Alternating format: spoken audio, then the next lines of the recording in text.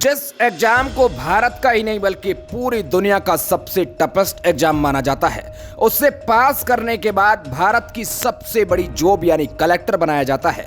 उसे इस महिला ने एक छुट्टी नहीं मिलने के कारण लात मार दी। कहा कि नहीं चाहिए साहब ऐसी जॉब जो मुझे किसी जंजीरों में कैद करे। जैसे ही इस्तीफा सामने आया, गद्दी पर बैठे तमाम अधिकारियों के पैरों तले जमीन खिसक गई। वे सभी सोचने पर मजबूर हो गए कि इस जरा सी बात पर कोई इतना बड़ा डिसीजन भला कैसे ले सकता है, क्योंकि जिस नौकरी को करने के लिए लोग कई सालों तक तड़पते हैं, उसे उस महिला ने पल भर में ठुकरा दिया था। आखिर इतना बड़ा कदम इसने क्यों उठाया? कौन थी वो महिला जिसकी आज इतनी ज्यादा चर्चा हो रही है? दरअसल जिस महिला की हम बात कर रहे हैं उसका नाम निशा बांगरे है, जिन्होंने अशोक प्रौद्योगिकी संस्थान से 2010 से 2014 के बीच इंजीनियरिंग की थी। कुछ समय नौकरी करने के बाद उन्होंने इस्तीफा देकर प्रतियोगी परीक्षाओं की तैयारी की।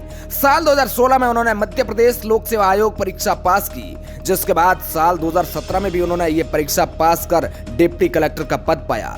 लेकिन वर्तमान में इस पद से उन्होंने इस्तीफा दे दिया है, या आप इन्हें यूं ही कह सकते हैं कि ये एक्स डिप्टी कलेक्टर है। जरा सोचिए कि इस्तीफा देने के बाद इन्हें कैसा लगा होगा, क्योंकि जो पद पाने के लिए उन्होंने इतने पापड़ बेले, इतनी मेहनत की, उससे कुछ ही मिनटों में छोड़ दिया। इनका कहना है कि जितनी जरूरी उनके लिए नौकरी है, उतना ही उनका जरूरी इनका परिवार है। निशा ने बैतूल जिले के आमला में 25 जून से शुरू हो रहे अंतर्राष्ट्रीय सर्व धर्म शांति सम्मेलन में हिस्सा लेना चाहती थी। इसके लिए उन्होंने अवकाश मांगा और आवेदन भी किया, लेकिन उन्हें सामान्य प्रशासन विभाग की ओर से इस आयोजन में हिस्सा लेने की अनुमति नहीं मिली। इस आयोजन के संयोजक उनके पति हैं। वे अपने मकान के गृह प्रवेश के साथ ही विश्व शांति दूत तथागत बुद्ध की अस्थियों के दर्शन करने जाना चाहती थी, लेकिन प्रशासन की तरफ से उन्हें छुट्टी नहीं मिली और इसी से निशा का माथा ठनक गया।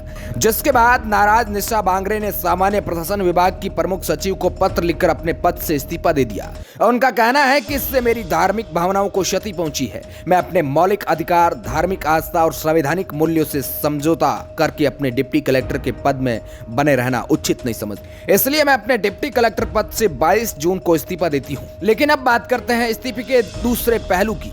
न्यूज एजेंसी एएनआई के मुताबिक पिछले काफी अरसे से निशा बांगरे अवकाश पर रही और उनके आगामी राज्य विधानसभा चुनाव में आमला से चुनाव लड़ने की भी चर्चा है। एक बार तो वह स्वयं भी कह चुकी हैं कि जनता अगर ऐसा चाहती है तो वह विचार करेगी। अब इसका क्या मायना निकाला जा सकता है ये तो जानते ही होंगे, लेकिन अब आप कमेंट करके जरूर बताएं कि निशा का इस्तीफा देने का ये ऐसा तरीका ठीक लगा या नहीं। अपनी राय हमें कमेंट के माध्यम से जरूर बताएं और ऐसी ही इंटरेस्टिंग न्यूज के लिए चैनल को सब्सक्राइब कर दें। Bureau report, R media network.